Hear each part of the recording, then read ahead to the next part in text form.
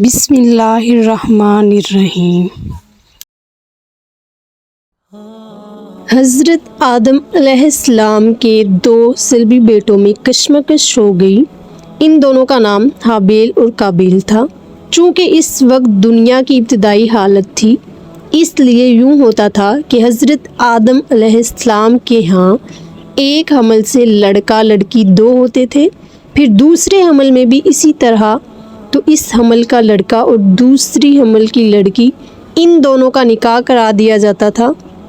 حابیل کی بہن تو خوبصورت نہ تھی اور قابیل کی بہن خوبصورت تھی، تو قابیل نے چاہا کہ اپنی ہی بہن سے نکاح کر لے۔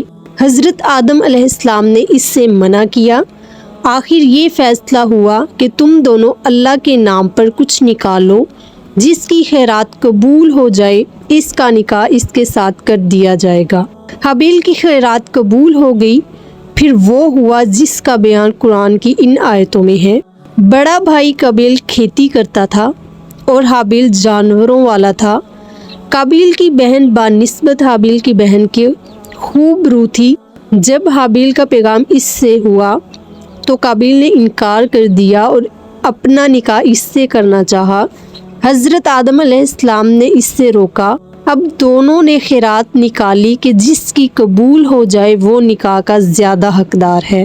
حضرت آدم علیہ السلام اس وقت مکہ چلے گئے کہ دیکھے کیا ہوتا ہے۔ اللہ تعالیٰ نے حضرت آدم علیہ السلام سے فرمایا، زمین پر جو میرا گھر ہے اسے جانتے ہو؟ آپ علیہ السلام نے کہا نہیں۔ حکم ہوا مکہ میں ہے۔ حضرت آدم علیہ السلام نے آسمان سے کہا کہ میرے بچوں کی تو حفاظت کرے گا۔ اس نے انکار کیا۔ زمین سے کہا، وہ بھی انکاری ہو گئی۔ پہاڑوں سے کہا، انہوں نے بھی انکار کیا۔ قابیل سے کہا، اس نے کہا ہاں میں محافظ ہوں، آپ جائیے۔ اب حابیل نے ایک خوبصورت موٹا تازہ بھیڑ نام ربانی پر ذبح کیا اور بڑے بھائی نے اپنی کھیتی کا حصہ اللہ کے لیے نکالا۔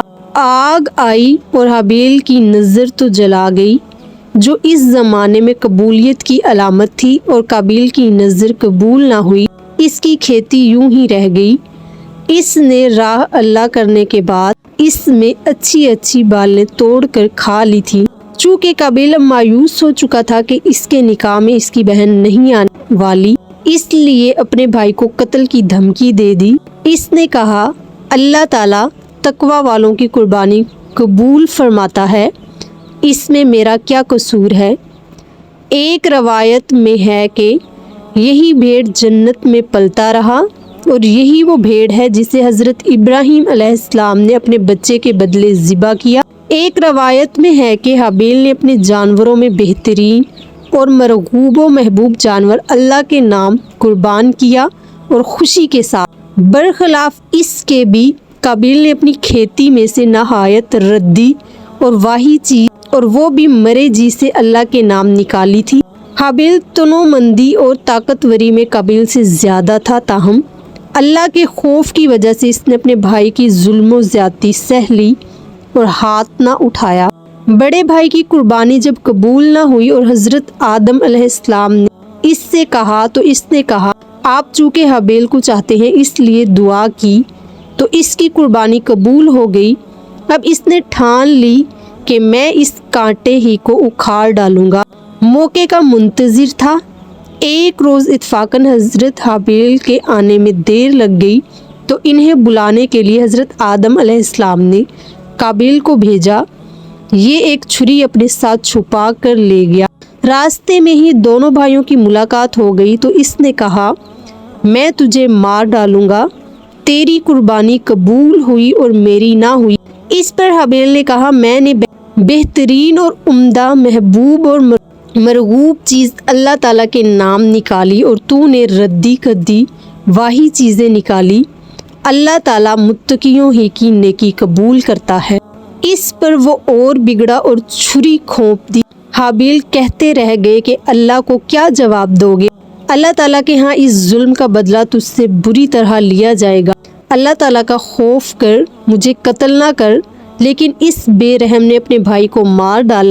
قابیل نے اپنی ہی بہن سے اپنا نکاح کرنے کی ایک وجہ یہ بھی بیان کی تھی کہ ہم دونوں جنت میں پیدا ہوئے ہیں اور یہ دونوں زمین میں پیدا ہوئے ہیں، اس لیے میں ہی اس کا حقدار ہوں۔ یہ بھی مروی ہے کہ قابیل نے گیہوں نکالے تھے اور حابیل نے گائے قربان کی تھی۔ چونکہ اس وقت کوئی مسکین تھا ہی نہیں جسے صدقہ دیا جائے، اس لیے یہی دستور تھا، صدقہ نکال دیتے، آگ آسمان سے آتی اور اسے جلا جاتی۔ یہ نشان تھا قبولیت کا۔ اس برتری سے جو چھوٹے بھائی کو حاصل ہوا، بڑا بھائی خار کھا گیا اور اس کے قتل کے در پہ ہو گیا۔ یوں ہی بیٹھے بیٹھے دونوں بھائیوں نے قربانی کی تھی۔ نکاح کے اختلاف مٹانے کی وجہ نہ تھی۔ قرآن کے ظاہری الفاظ کا اقتضا بھی یہی ہے کہ باعث ناراضگی عدم قبولیت قربانی تھی۔ لائن دوڑتا ہوا حضرت حوا کے پاس آیا اور کہا، قابیل نے حابیل کو قتل کر دیا۔ انہوں نے پوچھا، قتل کیسا ہوتا ہے؟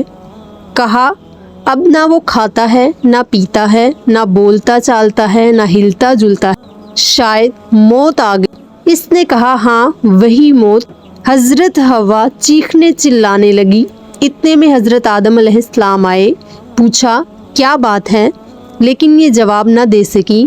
آپ علیہ السلام نے دوبارہ دریافت فرمایا، لیکن فرط غم و رنج کی وجہ سے ان کی زبان نہ اٹھی تو کہا، اچھا تو اور تیری بیٹیاں ہائے وائے میں ہی رہ گئیں اور میں اور میرے بیٹے اس سے بری ہیں۔ قابیل خسارے ٹوٹے اور نقصان والا ہو گیا، دنیا اور آخرت دونوں ہی بگڑے۔ قابیل کو اب یہ معلوم نہ تھا کہ کیا کرے، کس طرح اسے چھپائے، تو اللہ تعالیٰ نے 2 کوے بھیجے۔ وہ دونوں بھی آپس میں بھائی بھائی تھے۔ یہ اس کے سامنے لڑنے لگے، یہاں تک کہ ایک نے دوسرے کو مار ڈالا، پھر ایک گڑھا کھود کر اس میں اس کی لاش کو رکھ کر اوپر سے مٹی ڈال دی۔ یہ دیکھ کر قابیل کی سمجھ میں بھی یہ ترکیب آئی اور اس نے بھی ایسا ہی کیا۔ حضرت علی رضی اللہ عنہ سے مروی ہے کہ از خود مرے ہوئے ایک کوے کو دوسرے کوے نے اس طرح گڑھا کھود کر دفن کیا تھا۔ یہ بھی مروی ہے کہ سال بھر تک تو قابیل اپنے بھائی کی لاش اپنے گدھے پر لادے پھرتا رہا، پھر کوے کو دیکھ کر اپنے نفس پر ملامت کرنے لگا کہ میں اتنا بھی نہ کر سکا۔ یہ بھی کہا گیا ہے کہ مار کر وہ پھر بہت پچھتایا اور لاش کو گود میں رکھ کر بیٹھ گیا، اور اس لیے بھی کہ سب پہلی میت اور سب سے پہلا قتل روئے زمیں پر یہی تھا۔ اہل توریت کہتے ہیں کہ جب قابیل نے اپنے بھائی حابیل کو قتل کیا تو اللہ تعالیٰ نے اس سے پوچھا کہ تیرے بھائی حابیل کو کیا ہوا؟